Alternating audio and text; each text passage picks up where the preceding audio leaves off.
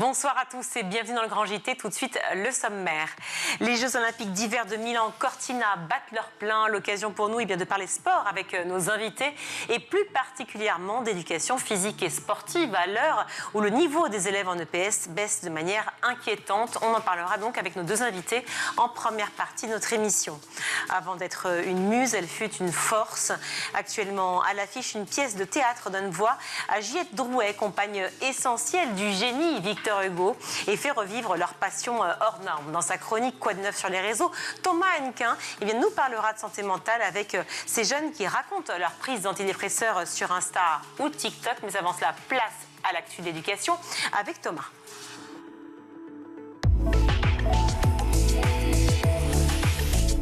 Bonsoir Thomas et bienvenue dans le Grand JT. Bonsoir. En ouverture de ce journal, le scandale des laits infantiles contaminés. Ce troisième bébé déclaré mort après avoir consommé du lait récemment rappelé.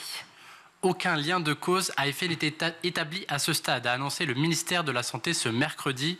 Malgré tout, le bilan s'alourdit depuis l'affaire des laits infantiles sortie en décembre dernier. À l'époque, Nestlé avait lancé une première vague de rappel en cause la céréulide, une bactérie qui engendre des vomissements parfois dangereux chez les bébés.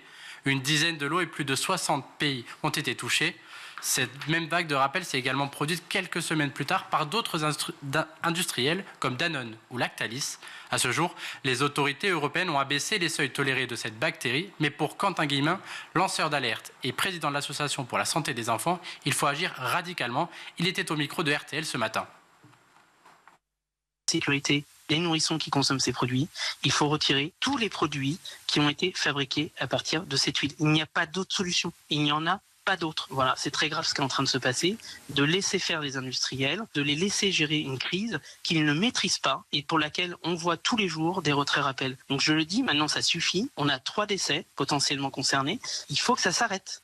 Et notez que 14 hospitalisations ont été recensées chez des nourrissons. Des enquêtes sont en cours pour déterminer si les décès sont liés au lait consommé. Nous avons besoin de vous. C'est par ces mots que le ministre de l'Éducation, Édouard Geoffrey, appelle les parents d'élèves à réagir face à la violence et au harcèlement. Dans une lettre diffusée aujourd'hui aux directeurs d'école et des chefs d'établissement. Après les récents drames survenus dans le cadre scolaire, professeur poignardé dans le Var, menace envers un directeur à Pau, agression d'une collégienne dans le Rhône, le ministre de l'Éducation tente par tous les moyens d'éradiquer la violence dans les enceintes scolaires. Dans cette lettre, il dénonce une forme de banalisation de la violence et souligne que plus d'un enfant par classe en moyenne est victime d'harcèlement. En s'adressant aux parents, Édouard Geoffrey cherche à unir toutes les parties concernées pour redorer et réaffirmer la place de l'école dans le schéma de pensée de nos enfants. D'ailleurs, le ministre de l'Éducation n'épargne personne en affirmant que l'institution doit aussi être exemplaire. Toujours en France, les frais d'inscription à l'université pour les étudiants français risquent d'augmenter, Thomas. C'est en tout cas un débat légitime pour Philippe Baptiste, ministre de l'Enseignement supérieur, comme il l'a déclaré ce mercredi au Sénat. Ses propos rappellent le contexte actuel difficile pour l'enseignement en France et la situation financière instable des universités. Afin de réaliser un état des lieux, en janvier, le ministère a lancé des assises du financement des universités. Co-présidé par Jérôme Fournel, inspecteur général des finances, et Gilles Roussel, président de l'université Gustave Eiffel, ces assises doivent permettre de présenter des scénarios stratégiques pour redresser la santé des universités, tout en respectant la trajectoire de redressement des finances publiques. Pour faire simple, trouver des solutions pour aider les universités, mais en restant dans des coûts soutenables. Lundi a eu lieu un déjeuner de travail à ce sujet, mais la FSU, la CGT et Sud ont refusé d'y participer. Ces derniers syndicats dénoncent une opération de communication incompatible avec l'impérieuse nécessité d'améliorer le financement public du service public de l'ESR. Le ministre a cependant affirmé ne pas pouvoir mettre en place une telle réforme à court terme, car les conditions ne sont pas réunies à ce jour. Un chiffre, 13 000, c'est le nombre de mineurs isolés remis à la rue par la ville de Paris entre 2022 et 2025. C'est dans un rapport alarmant publié ce mardi 10 février qu'Utopia 56 dénonce ces 13 000 mineurs isolés. Hier, près d'une vingtaine de jeunes se sont rassemblés devant l'hôtel de ville pour manifester contre ces décisions. Une initiative lancée par 15 syndicats et associations, dont Force ouvrière et la CGT. Mais pourquoi sont-ils remis à la rue ? Eh bien, parce qu'à la suite d'une évaluation, leur minorité est contestée. France Terre d'Asile, association mandatée par la ville de Paris pour évaluer l'âge des jeunes, est critiquée dans le rapport de 88 pages d'Utopia 56. Dans celui-ci, un ancien salarié de l'association déclare que la décision est prise sur la base du physique du jeune. En regardant la photo, on va décider si oui ou non le jeune est mineur. L'entretien n'a pas de valeur. Et les chiffres semblent confirmer ces propos. Entre novembre 2024 et décembre 2025, Utopia 56 a suivi 1481 jeunes lors de leur recours devant le juge des enfants. Résultat, 630 ont finalement été reconnus mineurs, soit seulement 43% des décisions rendues. Et pour ces jeunes, dont la minorité n'a pas été retenue, la vie est très dure, tant dans des parcs ou sous des ponts, vagues de froid, averses ou encore manque de nourriture. La situation est inquiétante, d'autant plus que 108 personnes ont disparu après leur évaluation en 2025. L'hypothèse d'exploitation ou de traite n'est pas à exclure. Partons à présent au Bangladesh, où se jouent aujourd'hui les élections législatives. La jeunesse veut faire entendre sa voix. Depuis le soulèvement de juillet 2024 et la chute précipitée de l'ancienne première ministre Sheikh Hasina, la jeunesse veut se défendre et souhaite devenir un acteur majeur pour leur futur de leur pays. La liberté d'expression a beaucoup été opprimée par le passé, dénonce Tawaka, étudiante interrogée à RFI. Cette volonté est partagée par l'ensemble de la génération Z qui n'a pas envie de revivre ce qu'il s'est passé ces dernières années. Au cours du scrutin, deux favoris se dégagent, le Parti nationaliste du Bangladesh et le Jamaat el-Islami, une élection scrutée, voire supervisée par l'Inde et la Chine.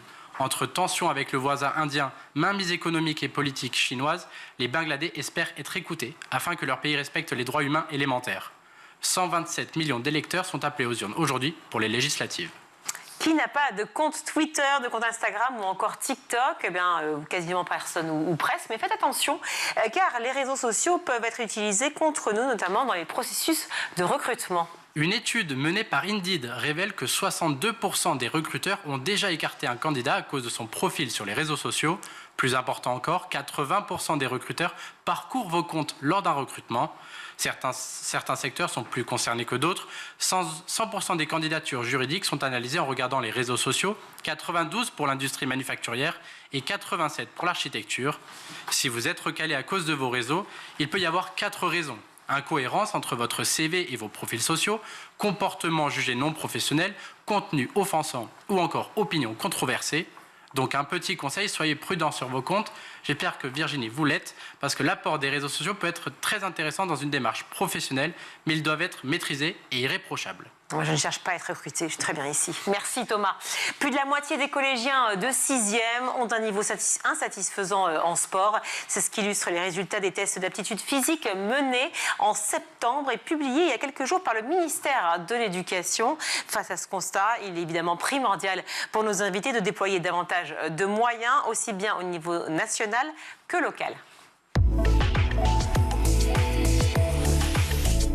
Pour en parler, je suis ravie d'accueillir sur ce plateau Alexandre Bardet. Bonjour. Bonjour. Vous êtes responsable du réseau éducation au think tank Vers le Haut. Guillaume Ditch, bonjour. Bonjour. Vous êtes enseignant en STAPS agrégé d'EPS. Merci également d'être avec nous sur le plateau du Grand JT. Vous avez écrit « La France n'est pas un pays de sport ». Point d'interrogation. On se pose la question. Et on va en parler évidemment aujourd'hui, ce que le sport dit de notre société. Et c'est chez DBS, chez Deboc Supérieure Édition. Estimez-vous que le sport, avant de savoir si c'est vraiment culturel, est le parent pauvre de l'éducation? C'est un peu la question qu'on se pose. Est-ce que l'EPS, finalement, est toujours pas un peu relégué? Alors, si on se base sur les chiffres au niveau européen, c'est un système éducatif français qui accorde quand même une place assez importante.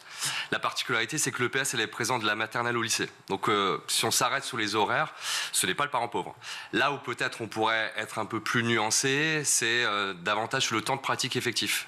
Notamment parce qu'en France, il y a une difficulté en fonction des installations sportives ou par rapport à l'accès, et qui fait que justement sur, par exemple, 2 heures d'EPS, vous avez finalement un tiers de moins. Donc c'est là où peut-être il y a une vraie problématique, c'est l'accès aux installations et le temps d'EPS. Début février, le ministère de l'Éducation nationale a publié l'évaluation des aptitudes physiques des élèves de 6e et les chiffres sont un peu alarmants, on avoue. Vous avez raison de réagir, Alexandre. La moitié des élèves de 6e sont incapables de courir plus de 5 minutes. Moi, je n'arrivais pas à croire les chiffres. 5 minutes. Alors bon, certes, moi je fais pas de 2 heures et quart, je fais pas de marathon, etc., ou semi-marathon. Mais enfin, pourquoi de si mauvais résultats quand même, 5 minutes? Vous arrivez à en parler, ça? Vous arrivez à dire pourquoi? Moi, je dirais qu'il n'y a pas vraiment de... je dirais que c'est global, c'est général. Il y a plusieurs... c'est multifactoriel, en fait. C'est-à-dire que, bon, effectivement, oui, ça s'est dégradé. On voit qu'il y a plus d'enfants en situation d'obésité. On voit qu'il y a un impact des écrans qui peut rentrer aussi en ligne de mire. Mais pour autant, il ne faut pas non plus être catastrophiste et tout remettre sur la cause des enfants. Il faudrait plutôt... prendre un peu de hauteur et voir qu'est-ce qu'on peut mettre en œuvre en fait pour changer les choses. Alors c'est pas tant pour remettre la cause, c'est le constat en fait. On se pose la question, la moitié des élèves de 6e sont incapables de courir plus de 5 minutes. Ouais. Alors forcément, moi ma première réaction ça a été, est-ce que c'est une question d'alimentation par exemple? Est-ce que c'est une question de mode de vie? Est-ce que c'est une question de structure, infrastructure? Ou aussi, tout simplement, et hop, le livre, est-ce que c'est culturel? C'est les trois. Déjà, effectivement, c'est au niveau international, parce que là, il y a cette étude qui est sortie en France, mais au niveau international, c'est une vraie tendance pour cette génération. Et le premier paramètre, c'est, comme vous le dites, c'est les modes de vie. L'accentuation du temps d'écran, qui, de fait, augmente la sédentarité, ouais. Qui va avoir un impact direct sur la baisse des capacités physiques. Mais, comme le disait effectivement Alexandre, c'est aussi... à l'échelle de notre société. Parce que dans ce modèle sportif, ce qui est observé, c'est qu'autour de 11-12 ans, donc c'est là l'entrée finalement au collège en 6e, on a un décrochage. C'est-à-dire qu'on a principalement les filles abandonnent la pratique sportive. Parce qu'en France aussi, à travers ces chiffres qui sont alarmants, il y a 3 inégalités. Elles sont sociales, en fonction du genre et en fonction des territoires des établissements scolaires. Et oui, par rapport aux infrastructures aussi, forcément, ça joue énormément. Vous disiez effectivement que les modes de vie jouent beaucoup dans la façon de pratiquer ou non le sport, et notamment les réseaux sociaux. Peut-être un petit clin d'œil là-dessus, enfin un focus dessus. En l'occurrence, les réseaux sociaux, on en parle beaucoup. On se dit qu'ils ont été limités maintenant aux moins de 15 ans. Pour autant, on voit bien quand même qu'il y a une appétence quand on regarde le carton de Thibaut InShape ou d'autres effectivement streamers. On se dit bon, c'est quand même que ça fonctionne. Qu'est-ce qui fait que tout d'un coup il y a une dichotomie entre la réalité de la pratique du sport ou de l'EPS, qui n'est pas la même chose quand même, il faudra préciser les questions physiques et sportives à l'école, et la réalité des chiffres, Alexandre Bard. Ouais, je pense qu'il y a un changement dans la manière de faire le sport aussi, en fait, aujourd'hui. C'est-à-dire qu'on s'aperçoit que dans les derniers chiffres de l'INJEP, par exemple, les jeunes font du sport, continuent à faire de plus en plus de sport. C'est juste que la manière de le faire est différente. C'est peut-être plus individuel, plus dans son coin, devant des vidéos, devant les différents influenceurs, effectivement, de renforcement musculaire, par exemple. Peut-être moins, par exemple, effectivement, dans les fédérations sportives. Et tout à l'heure, ce qui était intéressant, et sur quoi je voulais revenir, c'était aussi sur... et c'est pour ça que c'est pas que les enfants ou que les réseaux sociaux, c'est plus global et c'est plus social, et c'est notamment sur l'inégalité d'accès à la pratique, et ça peut jouer un rôle aussi sur la manière de faire du sport. Si par exemple on se rend compte que les jeunes en milieu rural, ils sont peut-être moins satisfaits, et ça on le dit dans le dernier baromètre sur l'offre municipale pour faire du sport, les accès aux équipements sportifs par exemple, et effectivement c'est peut-être plus difficile de pouvoir y aller. Si on dépend de nos parents, lorsqu'on a entre 20 et 22 ans par exemple, on se rend compte que les jeunes pratiquent moins de sport que les moins de 18 ans. Ça peut paraître un peu surprenant, mais en fait c'est le moment où il faut y aller par ses propres moyens. En milieu rural, je rappelle toujours, et donc on n'a pas forcément accès à la voiture. Donc en fait, il y a plein de facteurs à prendre en compte. Il faut aussi préciser ce que c'est que le sport. Oui, voilà. C'est ce que je vais dire, c'est que finalement, là, on voit que l'INJEP, ce qu'elle montre, donc c'est l'institut là, qui fait un baromètre chaque année, on est sur une jeunesse qui est sportive. C'est du déclaratif, mais c'est une jeunesse sportive. Simplement, elle le fait d'une manière différente. Notamment, on parle beaucoup de la génération Z, née fin des années 90, née à l'ère du numérique, des réseaux sociaux. On parlait de Thibaut InShape. Finalement, le sport, il y a une reconfiguration. On le fait aussi à travers des communautés. On a des clubs de running aujourd'hui. Certes, on est sur une logique individualiste, mais finalement, ça se reconfigure dans des collectifs. Donc, c'est un peu paradoxal d'une certaine manière. Mais c'est une jeunesse qui est sédentaire. Donc sportive et sédentaire. Parce que dans les modes de vie, effectivement, il ne suffit pas de faire un sport par semaine pour être plus actif. C'est ça la différence fondamentale. Mais on parlait d'inégalité d'accès, et c'est très important, donc ça veut dire de moyens financiers, pour être clair. Il y a les infrastructures, c'est autre chose, mais déjà l'accès, et c'est vrai que le sport, ça peut être aussi effectivement du running, ça peut être de la marche, de la rando, ça peut être un vélo, il faut s'équiper en vélo certes, mais il y a des choses qui ne sont pas forcément de l'ordre de l'abonnement de club de sport. C'est un petit peu différent, ou des fédérations. Mais juste sur les... Effectivement, les fédérations, il y a un coût, il y a la licence, etc. Mais il faut aussi prendre en considération que oui, mais aujourd'hui, c'est fini le cliché de dire je mets une paire de baskets, je peux aller courir. Aujourd'hui, ça rentre. C'est un cliché, ça. Oui. Aujourd'hui, il y a un coût derrière. Maintenant, les baskets de sport coûtent de plus en plus cher. Si on veut pas se blesser, il faut pouvoir investir. Beaucoup veulent ensuite pouvoir faire des compétitions, s'inscrire, prendre un dossard. Le coût du dossard a énormément augmenté. Et sur le fait de faire de la pratique dans les espaces extérieurs, bien sûr, il y a les running clubs. Déjà, je pense qu'il y a un biais dans le... Et c'est bien dommage, c'est qu'il y a de moins en moins de mixité, du coup, puisqu'il y a quand même une homogénéité dans les profils des gens qui se mettent dans les running clubs, par exemple, par rapport à ce qu'on pourrait avoir dans une équipe de football, de la licence, du club du coin. Et ensuite, sur les infrastructures extérieures qui sont accessibles à tous, il y a quand même et ça je vais revenir sur le rôle des collectivités locales, il y a quand même des infrastructures qui sont construites effectivement, mais qui sont quand même orientées dans des sports qui sont davantage plébiscités et usités par la suite par les garçons et qui donc renforcent les inégalités aussi d'accès pour les filles. Oui, parce que finalement, cette gratuité, elle donne l'illusion de la liberté. C'est ce qu'on montre dans le livre à travers cette question.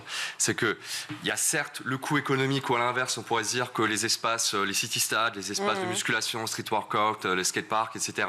sont de fait accessibles, gratuits, effectivement, à l'échelle d'une ville, d'un village. Mais pour autant, en fait, toutes les études montrent bien, effectivement, dans cette géographie, que principalement, ce sont des garçons qui occupent ces espaces plutôt sportifs. Donc, ce qui fait que culturellement, en France, en fait, on est toujours sur des inégalités culturelles, donc au niveau social et en fonction du genre, parce qu'il y a aussi le besoin d'accompagner ces populations. Demain, si vous voulez aller dans une salle d'escalade, si vous voulez aller dans un club de running, il faut aussi avoir cette culture, les codes aussi. Et à partir du moment où en France, on est encore sur un modèle quand même très masculin, plutôt compétitif, autour des valeurs de performance, mais en fait, vous mettez une partie de la population, et c'est là où les chiffres sont alarmants, de côté. Donc c'est là où la gratuité, finalement, on pourrait se dire que la marche, effectivement, est accessible à tout le monde. Non, au niveau culturel, c'est encore très mais c'est dans le modèle, en fait. On fonctionne toujours avec des modèles. Il y a les parents, il y a aussi les hommes et femmes politiques, il y a tous ceux qui nous représentent, les artistes, bien sûr. Bon, alors, eux, globalement, ça marche par rapport au sport. Mais sur les hommes politiques, on voyait à l'époque, Chaban Delmas, on peut le citer, ou d'autres qui montaient 4 à 4 les escaliers. Ils parlaient de rugby comme un fou. D'autres parlaient de tennis. D'autres étaient fans Chirac du Tour de France. Il n'a raté aucune session du Tour de France. Ce sont des rendez-vous aussi qui sont culturels avec la France, avec les Français. Est-ce qu'on a besoin de cette représentation du sport, finalement, dans la vie sociétale aujourd'hui ? Oui, en fait, il y a deux niveaux. Nécessairement, on a aussi eu les Jeux Paris 2024. Nécessairement, l'événement, il peut participer, en tout cas, ou notamment les Jeux paralympiques, à modifier effectivement peut-être l'image qu'on pourrait avoir du sport. Mais toutes les études montrent aussi, c'est que ensuite, après un événement, après effectivement une course, le Tour de France ou autre, on a besoin de politiques publiques qui accompagnent justement pour que l'héritage dont on a beaucoup parlé, ou dont on parle encore, puisse permettre d'avoir une population qui se mette davantage au sport. Et ça, pour l'instant, on n'y est pas. Alors, dans le think tank dont vous faites partie, vers le haut, Alexandre Bardet, il y a un baromètre clairement qui classe les villes moyennes. L'accès à des activités sportives est classé priorité municipale numéro 1 pour les parents. Dans les communes rurales, c'est la priorité numéro 2. Comment on explique cette différence ? Je pense qu'il y a un enjeu de visibilité et d'accessibilité lorsqu'on voit ces jeunes pouvoir accéder à une infrastructure, qu'on la voit physiquement, on la voit autour de soi. Forcément, ça aide. Et puis je pense que en milieu rural, il y a aussi une autre considération à prendre en compte, c'est que généralement, le parent il est obligé de prendre sa voiture. Donc de fait, ça rend plus compliqué le mettre en priorité numéro 1, tout simplement. Alors, il y a les parents, puis il y a surtout les municipalités. C'est quand même eux qui sont pourvoyeurs de moyens, de fonds pour les fameuses infrastructures. On l'a vu, les maires sont les premiers financeurs du sport en France. Donc, les compétences qu'ils peuvent mettre en œuvre à l'échelle des municipalités pour le sport, c'est quoi ? C'est vraiment réfléchir effectivement à l'échelle locale, avec les clubs, en collaboration avec les écoles, justement les écoles maternelles, élémentaires, à l'échelle d'un quartier. Comment effectivement on peut partir du sport pour tisser ces liens, peut-être repenser justement le modèle sportif pour qu'il réponde justement à la société actuelle, donc plus de mixité, éviter dès l'enfance d'avoir justement une spécialisation précoce, donc proposer une offre culturelle plus diversifiée. C'est ça aussi l'ouverture culturelle dans le sport. Et en plus, ça répond justement aux besoins des enfants. Et donc, nécessairement, vous l'avez dit, ça passe tout de même, au-delà d'un projet, quand même par des moyens, parce que les collectivités territoriales, ce sont les premiers financeurs.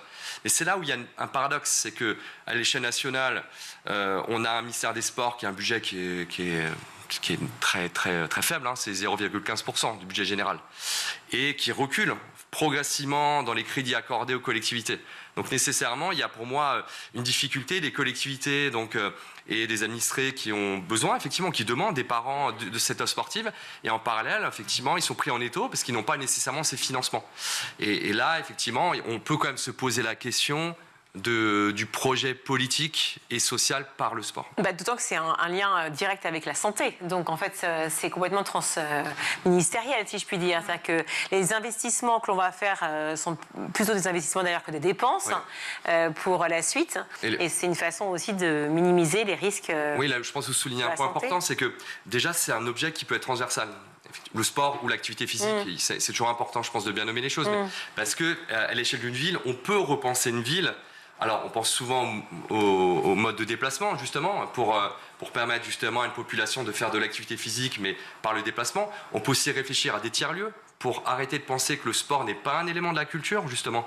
À partir du moment où vous avez des tiers-lieux où vous partagez une activité physique, une activité sportive, pourquoi pas un festival aussi, un lieu finalement de rencontre où le sport, ce n'est qu'un prétexte, justement, pour tisser ces relations. Là, on a un autre projet de société à l'échelle d'une ville.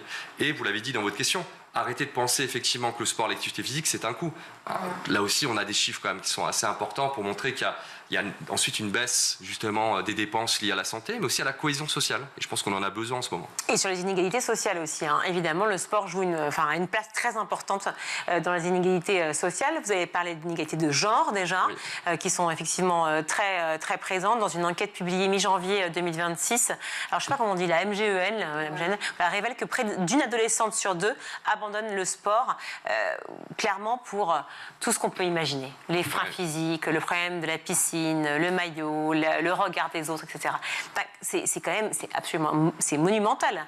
Oui, et ce qu'il faut dire, je pense, ce qui est important de dire, c'est que les raisons, elles sont extérieures. Donc, elles ne sont pas liées au fait que les filles n'aiment pas le sport, ou c'est effectivement ces ensembles de facteurs, le modèle sportif qui effectivement privilégie la compétition, mais aussi le regard de l'autre. À un moment, autour de 11-12 ans, où il y a ce décrochage, où la fille aussi, dans notre société, alors française, mais aussi à l'échelle mondiale, subit effectivement des dictats, des normes corporelles, subit aussi une violence, effectivement, alors un sexisme qu'on peut qualifier d'ordinaire, et parfois les violences sexistes et sexuelles.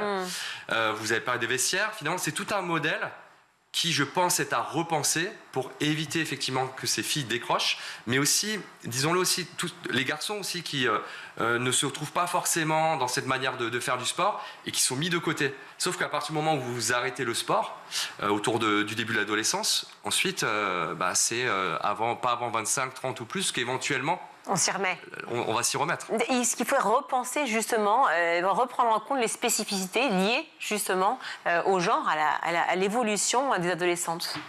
Oui, je pense qu'effectivement, il y a un rôle à jouer par les autres acteurs autour pour pouvoir permettre aux jeunes filles de retrouver leur place, donc que ce soit dans la formation des enseignants, que ce soit dans l'accompagnement. Il y a des initiatives qui se mettent en place où on se rend compte que, par exemple, lorsqu'on fait des binômes enseignants-éducateurs extérieurs, ça permet de prendre en compte davantage les spécificités des jeunes, parce que plus on est d'éducateurs pour accompagner, mieux c'est en fait. C'est-à-dire que pour gérer 35 élèves, en fait, un enseignant seul, il peut peut-être pas s'en sortir lorsqu'il faut pouvoir voir les différentes progressions, les différentes sensibilités.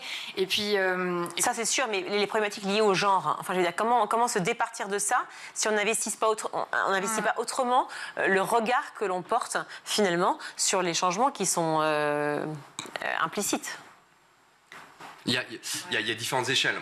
Lorsqu'on a parlé des villes, déjà, je pense que le premier levier clair, c'est les espaces sportifs. Aujourd'hui, toutes les études, je dirais presque s'accumulent autour de cette idée que très majoritairement, ce sont des garçons qui occupent ces espaces. Donc on revient à la question précédente. C'est si on part du principe que parce que c'est gratuit, tout le monde peut en faire, je pense qu'on se trompe effectivement d'enjeu. Là, l'idée, et ça existe, vous avez des associations, alors moi je pense à une association par exemple à Paris, Sine Qua Non, qui accompagne notamment des filles et des jeunes femmes sur des créneaux dédiés, non mixtes dans un premier temps, pour justement leur permettre d'avoir une activité physique et sportive en sécurité, dans un cadre bienveillant. Mais ensuite, parce que j'entends l'idée de spécificité, mais ce qui me semble important, c'est aussi l'égalité. Donc pour ensuite les amener à une pratique cette fois-ci mixte, parce que si on reste sur l'idée que le sport catégorise, sépare les garçons, les filles, les hommes et les femmes, nécessairement ça préfigure quand même la société à venir. Évidemment, sauf que c'est un premier pas, disons, vers le sport. Et moi, le chiffre que j'ai, c'est 33% des filles interrogées qui affirment n'avoir aucun club féminin à proximité. Oui, c'est pour ça que c'est quand même une question de volonté politique, aussi d'investissement, parce qu'au niveau économique, on parle de médiatisation. Lorsqu'il y a effectivement des coûts budgétaires dans les clubs, dans le secteur sportif, c'est presque systématiquement pour les sections féminines. Donc déjà, ça pose un vrai problème. Au niveau du modèle sportif, on parlait effectivement du milieu rural, puisque l'offre possiblement aussi est moins diversifiée que dans certaines grandes agglomérations. Si vous ne pensez pas à un moment donné aussi une pratique mixte, si effectivement, nous on prend l'exemple du modèle norvégien qui jusqu'à 13 ans ne catégorise pas justement les filles et les garçons, nécessairement, les filles progressivement vont arrêter le sport. Et ça commence aussi à l'école, parce que nous, on parle effectivement de tout ce qui se passe après ou à côté, dans le périscolaire, mais il y a aussi au sein même de l'école, la cour de récréation, c'est quand même un endroit assez... c'est un marqueur, clairement, de cette différence de place occupée par les garçons. 90% de l'espace de la cour est occupé par 20% des élèves et surtout des garçons. Il faut repenser l'espace.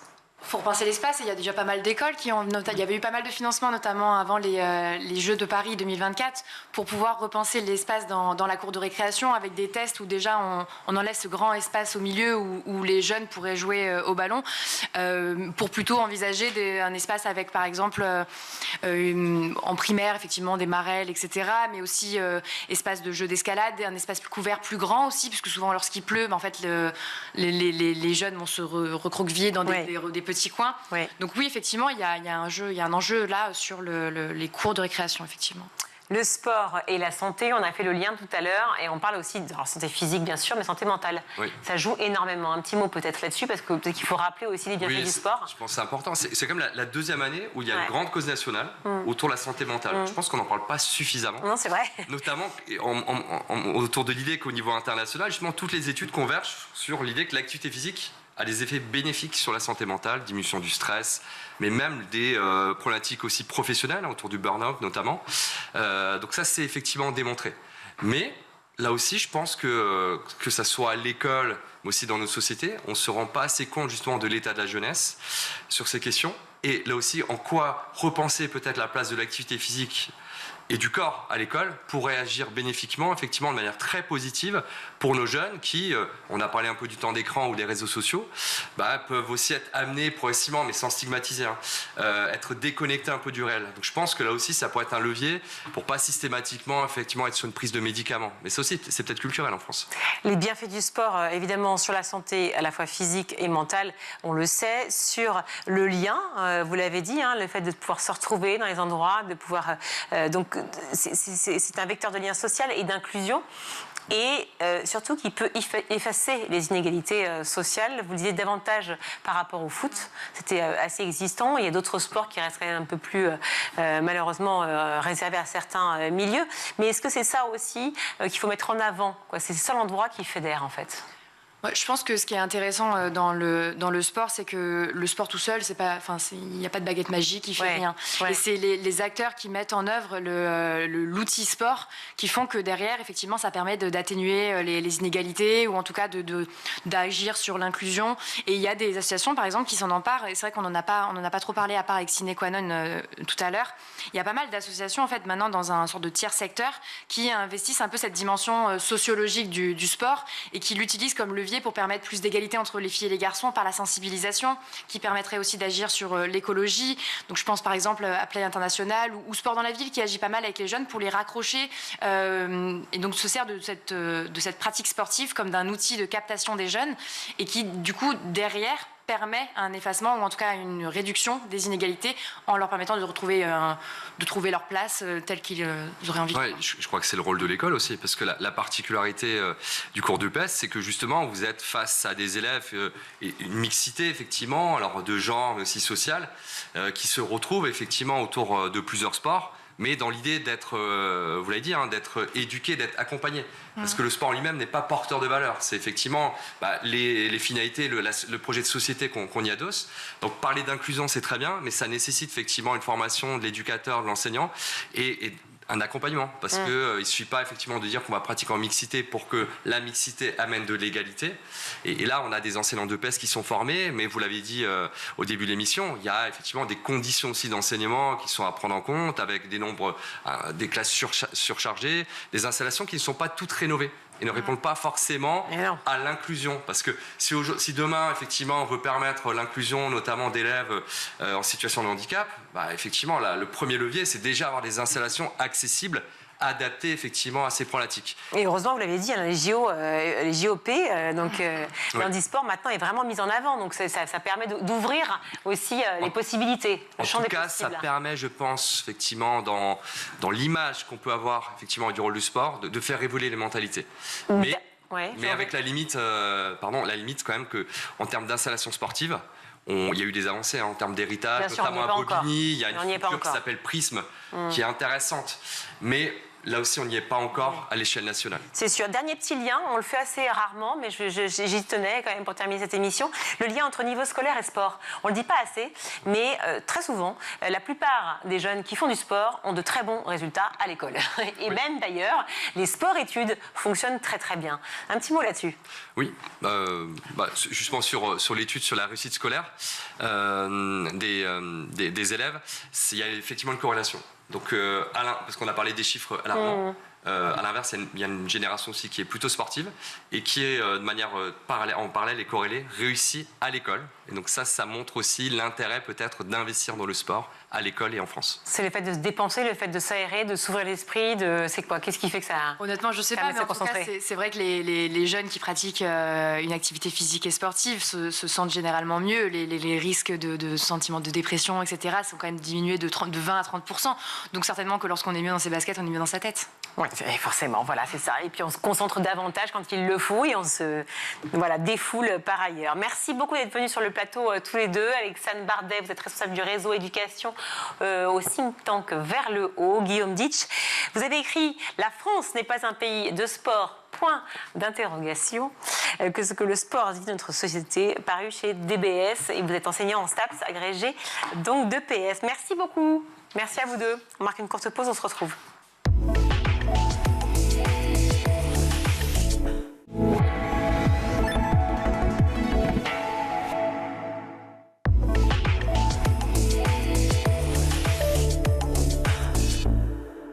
De retour dans le Grand JT, je suis ravie d'accueillir Marie Lusignol. Bonjour. Bonjour. Merci d'être avec nous, Marie. Vous êtes comédienne et co-metteur en scène de la pièce Juliette, Victor Hugo, Mon fol amour, actuellement au Théâtre des Mathurins à Paris. Un spectacle qui donne la parole à Juliette Drouet, une femme de l'ombre, comme souvent, devenue figure centrale d'une passion amoureuse et littéraire hors norme. Pourquoi avoir voulu raconter cette histoire-là ? Eh bien parce que c'est une histoire qui m'a toujours profondément touchée à la lecture des lettres de Juliette Drouet. Et lorsque j'ai rencontré Patrick Tudoré, j'ai entendu une interview de l'auteur, et j'ai trouvé ça tellement poignant, sa manière qu'il avait de raconter l'histoire de cette femme, que je me suis empressée d'acheter son roman. Et en achetant ce roman, je me suis dit, mais il faut en faire un seul en scène, en fait. Ça mériterait, cette femme mériterait vraiment la lumière. Et c'est ce qu'on tâche de faire, en tout cas, avec ce spectacle. C'est elle qui a la parole. Recouvrir, justement, la lumière, retrouver cette parole, cette présence qu'elle a peu eue, finalement, pendant sa liaison qui a duré quand même près de 50 ans, c'est ça? Oui, tout à fait. 50 ans d'amour, 23 000 lettres échangées. Voilà, 23 000 lettres. Elle était la maîtresse, l'amante. Oui, la maîtresse, pas l'officielle, mais pour autant tout aussi importante. Mais la compagne, et Victor Hugo dira même plus tard qu'elle sera sa veuve. Madame Hugo est morte un peu plus avant Juliette, et Juliette est décédée avant Victor Hugo, et Victor Hugo ne s'en est jamais remis, si bien qu'il n'a plus écrit une ligne à la mort de Juliette. Donc je pense qu'elle est davantage qu'une maîtresse. Elle est, je dirais, la compagne de sa vie, la complice de son œuvre littéraire, sa secrétaire, sa confidente aussi. Est-ce qu'elle a vraiment choisi cette vie d'effacement, Juliette Drouet, ou est-ce que finalement c'était un peu le produit de son époque, la manière dont on vivait aussi? C'est une très très bonne question. Moi, je pense qu'il y a un peu des deux. Je pense que être à côté d'un homme comme Victor Hugo, Ouais. c'est pas simple. Non. Je pense que c'est aussi un choix qu'elle a fait à un moment donné. Et dans ce spectacle, d'ailleurs, c'est de ça dont il s'agit. Elle a 67 ans, le spectacle commence, elle a 67 ans. Et elle veut le quitter, parce qu'elle est persuadée que Victor Hugo la trompe de nouveau. Donc, au niveau de ses 67 ans, elle en a un peu marre, et elle se dit qu'il serait peut-être temps d'arrêter. Et finalement, elle réfléchit, elle fait un petit peu l'état des lieux de sa vie, elle se rend compte qu'elle l'aime plus que tout, qu'elle l'admire, et que son rôle, sa tâche est d'être auprès de l'homme qu'elle aime tant. En fait. Mais alors, ces 23 000 lettres, vous ne les avez pas lues, évidemment. Ah, Vous en avez j'en ai lu quelques-unes. Quelques-unes quand même. Oui. Et puis surtout, vous avez lu beaucoup sur cette relation, effectivement, celle de Juliette Drouet. Est-ce que vous avez eu ce sentiment d'amour vraiment partagé? Est-ce que c'était un amour à sens unique? Qu'est-ce qu'on peut dire de leur relation? Moi, je crois que c'était un amour partagé. Alors, peut-être pas de la même échelle. Victor Hugo, c'était quelqu'un de très pris. C'était un homme à la fois politique, un homme de lettres, un homme...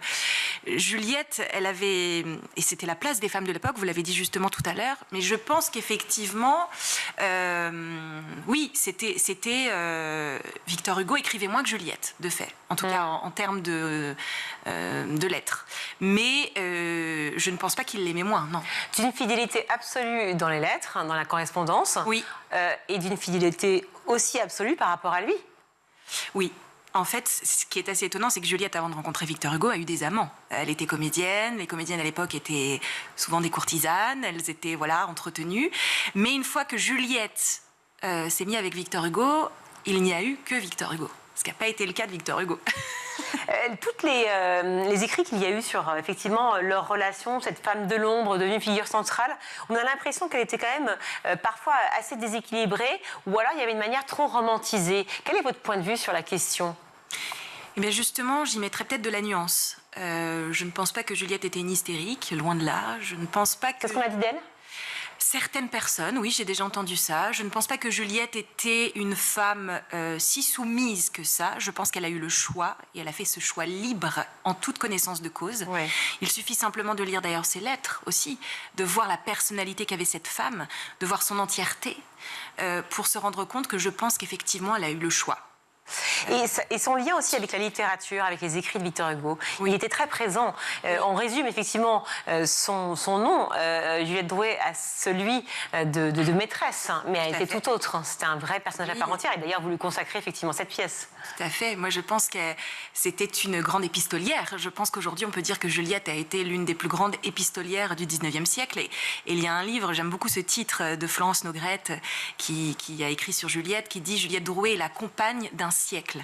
Compagne d'un siècle, c'est beau, c'est magnifique. Ouais. Alors, comment travailler justement la dimension artistique dans tout ça, à la fois émotionnelle finalement, et puis à la fois en tant que comédienne, mais aussi comme metteur en scène? Tout à fait.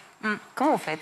Qu'est-ce que vous avez apporté de différent? Alors, d'une part, c'est un vrai duo, je tiens à le dire. Patrick Tudoré, l'auteur de la pièce, c'est lui-même qui m'a proposé en fait que l'on partage la mise en scène. C'est venu un petit peu naturellement au fur et à mesure de nos séances de travail.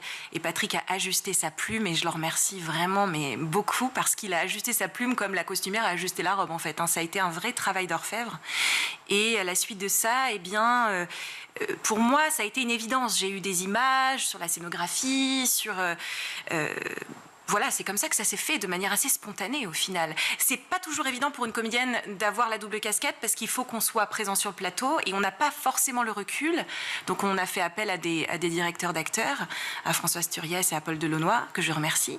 Mais voilà, ça nous a semblé évident qu'on partage tous les deux cette création, cette mise en scène. Vous parliez du costume. Oui. Cette robe. Oui, de Claire Jacob. C'est sublime, on peut la voir à l'image. C'est absolument magnifique. Comment vous... C'est aussi rentrer dans un costume. Alors ça paraît toujours idiot de le dire, hein, mais ça change tout dans la manière de, évidemment, approcher le jeu, approcher la scène. Oui, c'est vrai que le costume n'est pas anodin, il fait partie du masque, entre guillemets, avant d'entrer dans le personnage. Et la robe a été vraiment travaillée. Claire a fait un vrai travail de recherche historique. Et moi-même, je m'étais penchée aussi sur la robe qu'avait Cosette dans Les Misérables, la version avec Gérard Depardieu. On s'était inspiré aussi de cette robe. On a vraiment voulu plonger dans l'univers de Juliette. Et la robe de Juliette, il faut savoir que la vraie robe de Juliette, qui est exposée encore aujourd'hui, est une robe qui était de couleur parme.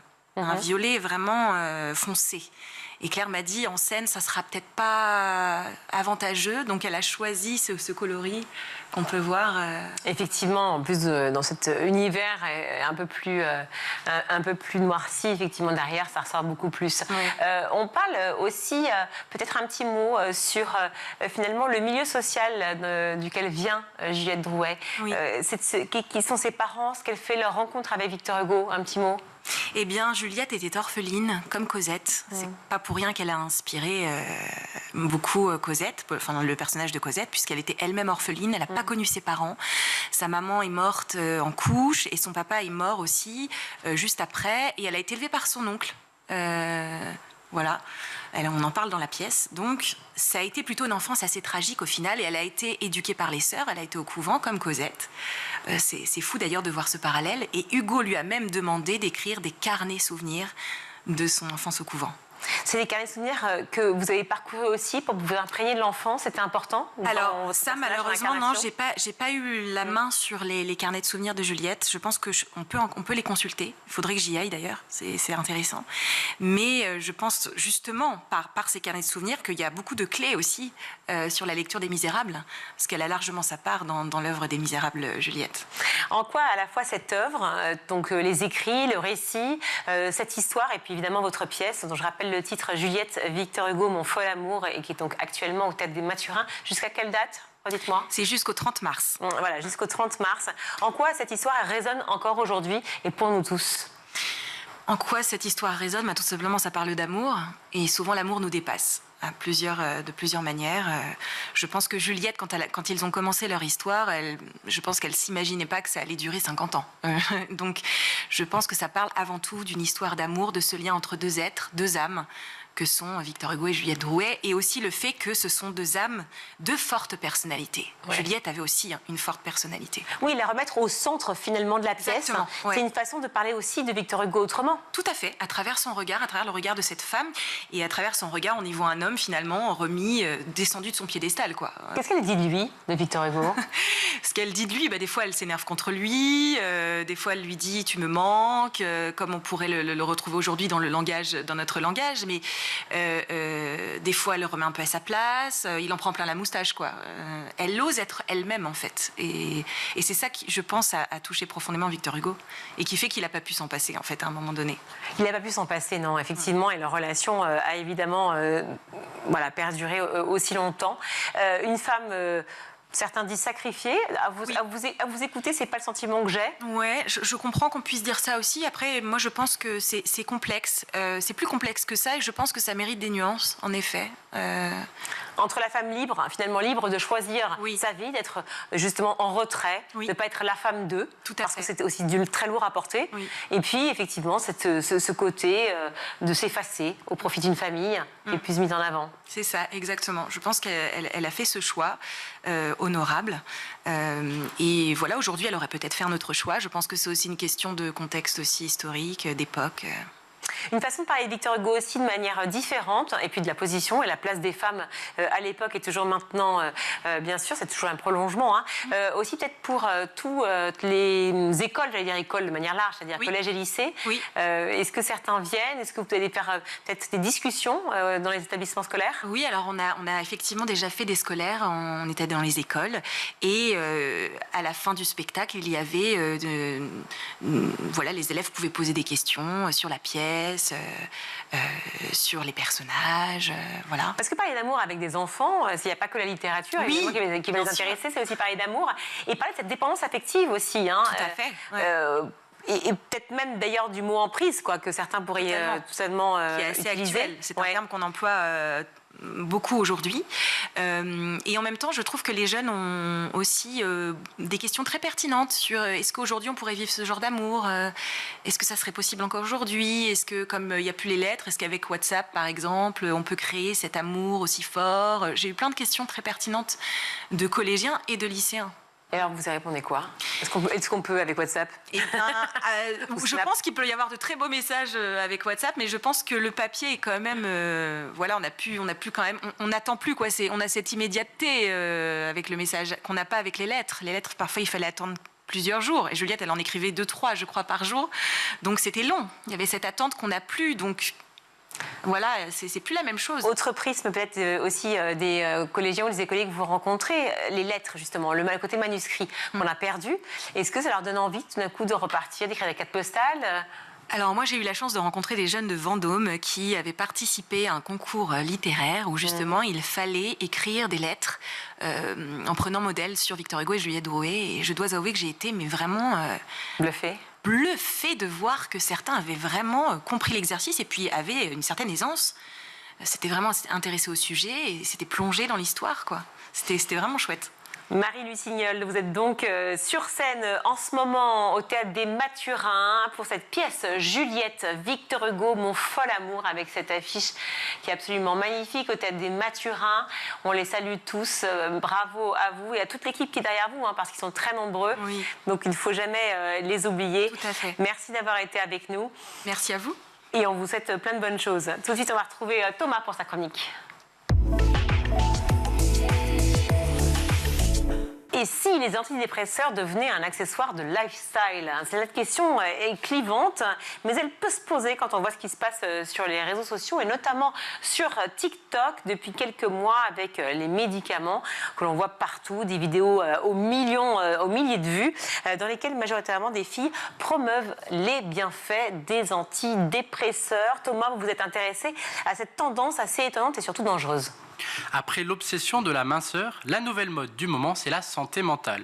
Et c'est vrai, c'est une bonne chose. Faire attention à son bien-être psychique, prendre soin de soi pour éviter le burn-out sont des objectifs utiles et nécessaires. Mais actuellement, sur les réseaux sociaux, on vend, on propose, on incite même à consommer sans modération des antidépresseurs. C'est un vrai danger. Virginie, connaissez-vous Chloé Van Berkel? Non. Eh bien, Chloé Van Berkel, c'est une TikTokeuse qui parle ouvertement de son expérience sous antidépresseurs. Dans une de ses vidéos appelée « Comment le Lexapro a changé ma vie », la jeune femme évoque l'utilisation de ces médicaments en faisant son maquillage face caméra, comme si elle évoquait son programme de la journée. Le Lexapro, très connu aux États-Unis, en France, on parle plutôt de Séroplex, est tellement populaire que sur les réseaux sociaux, des hashtags ont été créés. On peut penser au hashtag Lexapro Baddies, Lexapro pour les filles, Lexapro pour les clubs, bref, cet antidépresseur est devenu au fil des semaines un produit classique comme les autres. On parle de plus de 1 milliard de vues sur TikTok pour les vidéos sur Lexapro. Ouais, dangereux quand même, mais toucher un si grand public peut être intéressant pour faire passer des messages. Bien sûr, mais encore une fois, cela doit être utilisé à bon escient. Beaucoup de vidéos sont des témoignages de femmes ou d'hommes qui racontent leurs expériences. Et à ce moment-là, ces exemples sont importants pour conseiller, orienter et rappeler les effets positifs comme négatifs des antidépresseurs. Par exemple, pour les femmes, prendre des antidépresseurs peut engendrer une perte de libido ou la prise de poids. Donc cela est important, voire même nécessaire de connaître les effets secondaires. Les anecdotes dans certaines vidéos donnent l'opportunité à certains consommateurs de se rendre compte qu'ils sont addicts. L'addictologie aux médicaments tels que les antidépresseurs peut être extrêmement dangereux pour la santé. Tout dépend donc, Virginie, dans quel but la personne réalise la vidéo. Derrière ces vidéos, des enjeux qui dépassent simplement, évidemment, le concept de ces vidéos, Thomas. Ah bah là, on parle plus de vues, on parle même quelque chose qui est très important et très grave, c'est que les médicaments sont quasiment vendus auprès de n'importe qui, en étant n'importe qui. Pas besoin d'être docteur, d'avoir un diplôme, d'avoir des connaissances médicales. Sur TikTok, les nombreuses vidéos postées sont réalisées par des individus lambda, comme vous et moi, qui n'ont pas conscience des conséquences et donc de la portée de leurs propos. Avec les hashtags, les internautes créent une communauté dans laquelle ils ne veulent pas en sortir, quitte à prendre des risques pour leur vie.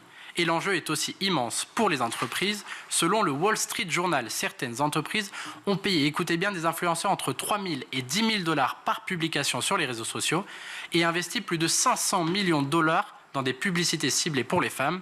Alors, si je peux donner un conseil, faites attention, prendre des antidépresseurs suggère d'être suivi médicalement par un spécialiste et surtout, tout ce qui est posté sur les réseaux sociaux n'est pas assurément vrai ou bon pour la santé. Et cherchez et prenez le temps de vous assurer de la véracité des propos et à ce moment-là, les réseaux sociaux sont un vrai outil, un vrai ami pour s'orienter et se faire conseiller. Merci Thomas pour cette chronique. Attention donc, surtout, attention aux médicaments et aux antidépresseurs. C'est pas anodin. On va tout de suite retrouver le meilleur de School TV avec le Zap. Vous dites que tout a vacillé, je vous cite, tout a vacillé. À quoi ressemblait votre vie juste avant l'arrivée d'Enzo? C'était une vie joyeuse. On était amoureux, heureux. On avait 3 enfants. C'était déjà une belle famille. C'était déjà une belle famille, mais on s'était toujours dit qu'on en aurait 6, donc on était à mi-parcours. D'accord. On avait un commerce, des clients super sympas. Enfin, c'était une vie chouette. Peut-être une vie insouciante. Non. Encore une vie d'adolescente. Encore une vie d'adolescente. Quels ont été les tout premiers signes qui vous ont alerté concernant justement l'autisme d'Enzo? Dès la maternité, en fait. Pour moi, il a tout de suite, c'était un enfant différent. C'était mon 4e. Il pleurait énormément, il ne voulait pas le contact. Enfin, il y a plein de petits signes où je ne me suis pas dit qu'il était autiste, mais je me suis dit, j'ai pas un enfant comme mes 3 premiers. Et quand je suis rentrée de la maternité à la maison, pour moi, c'était clair que j'avais un enfant qui n'était pas comme les autres. C'était évident. Ouais. Et comment ça s'est déroulé pour le diagnostic? Ça a été très long, je pense, comme toutes les mamans de ma génération, et je pense encore comme beaucoup. Encore aujourd'hui, c'est ça qui est fou. Toujours... Alors ça fait 3 ans et demi qu'on fait des émissions. Oui, on dit qu'on fait des progrès, mais en réalité... Pas chez les témoins que je reçois. C'est votre cas aussi, Cécile, aujourd'hui. Ouais. Donc ça, c'est toujours... Qu'est-ce qui est le plus difficile? Déjà d'obtenir un rendez-vous? On sait qu'il n'y a pas assez de... C'est de se faire écouter, j'ai l'impression, en fait. C'est-à-dire que le corps médical, on a l'impression qu'il est... Il n'écoute pas les parents. Je pense que s'il nous écoutait, qu'il était un tout petit peu plus attentif à l'ensemble des conclusions qu'on tire de notre vécu, ça serait tellement facile et évident. Je pense qu'il y a un manque d'écoute, en fait. Alors, le sport inclusif, c'est permettre, en tout cas, à tout le monde de pouvoir jouer ou avoir accès à une pratique sportive, tout simplement. Donc, on le voit bien avec la boccia, avec le basket fauteuil, où ça, c'est vraiment accéder à la pratique sportive. Et puis il y a aussi ce qu'on va évoquer plus tôt, c'est le sport partagé, ou en tout cas l'éducation physique et sportive, où l'enjeu c'est de pouvoir jouer ensemble sur le même terrain, mais avec des mouvements, des possibilités différentes. L'inclusion, elle reste encore très inégale, surtout lorsque l'on parle de sport. Alors, on va commencer dans le dur. Jean-Marc, est-ce que selon vous, c'est vraiment une priorité politique aujourd'hui ? Je pense que c'est une priorité politique. Par contre, la marge d'évolution est assez importante. Si on se fie à quelques données chiffrées, aujourd'hui, cette donnée est sortie de la nouvelle stratégie sport et handicap 2030 du ministère des Sports. Environ 47% des personnes en situation de handicap pratiquent régulièrement dans l'année une activité physique, là où 80% plutôt des Français y arrivent. Des Français non porteurs de handicap. Donc on voit déjà qu'il y a un gros laps. Deuxième point, ce qui peut expliquer notamment pourquoi des personnes en situation de handicap ont tant de mal à pratiquer l'activité physique et à rejoindre un club, c'est qu'aujourd'hui il y a moins de 3% des clubs en France qui sont en mesure de les accueillir. C'est-à-dire qu'ils sont accessibles, qui ont des structures, qui ont de l'équipement et surtout des personnes compétentes pour pouvoir les accueillir. Il y a à peu près 170 000, 180 000 clubs de sport en France. Voilà, et c'est ce qui nous a motivés avec Jérôme pour lancer l'application Inclure. Cécile, qu'est-ce qui est le plus difficile au quotidien? J'imagine que votre quotidien est rythmé, millimétré, routinier, la puissance de la routine, effectivement, pour les enfants de manière générale, pour les autistes un peu plus. Enzo, c'est un enfant de 2 ans et demi à vie. Donc, pour tous les parents qui ont un enfant de 2 ans et demi à la maison, ils vont comprendre ce que je vais dire. Il faut manger à heure fixe, il faut faire la sieste à heure fixe. Tout doit se passer de manière assez réglée. On peut évidemment sortir de cette routine, mais on en paye les conséquences. Bien sûr. Donc, vous avez le sentiment que la société comprend mieux l'autisme aujourd'hui ou pas vraiment, avec un peu de recul? Avec beaucoup de recul, je dirais que la société médiatise énormément une certaine frange d'autisme en oubliant une autre forme d'autisme et que cette autre forme est encore très peu médiatisée. C'est-à-dire, allons-y. Enzo, c'est un autisme sévère avec une déficience intellectuelle associée. On a déjà plusieurs émissions qui ont refusé de nous recevoir parce que Enzo n'était pas verbal. Pour moi, il a sa part de la même manière, même s'il ne parle pas. Quelque part, on est sa parole. il est considéré comme non-verbal parce qu'il ne pourra pas répondre à un échange comme on est en train de le faire. Mais il a le droit d'être vu dans le paysage médiatique. Et c'est pour ça qu'on l'a montré sur les réseaux. On crée donc des activités sportives partagées, notamment 3 activités qui vont être le baskin, le volley et la boccia. Certains ont sûrement connu par Aurélie Aubert, notamment, qui a gagné une médaille d'or. Là, la différence, en tout cas sur le partagé, c'est que en fonction de vos possibilités, comme Jean-Marc est excellent à la pétanque, il sera peut-être un peu plus loin du jack, donc on appelle le cochonnet. Et moi, qui ai un peu plus de difficultés, donc avec mon monde supérieur, je serai peut-être à 1 ou 2 mètres du jack pour justement me rendre ce challenge adapté. Et ce tir, par exemple, en boccia peut être effectué soit avec son membre supérieur, soit avec son pied, soit avec ce qu'on peut. Donc c'est vraiment ça, en fait, ce que les gens doivent comprendre. Je vous propose de regarder quelques images, puisqu'on en a, et que les images valent 1000 mots.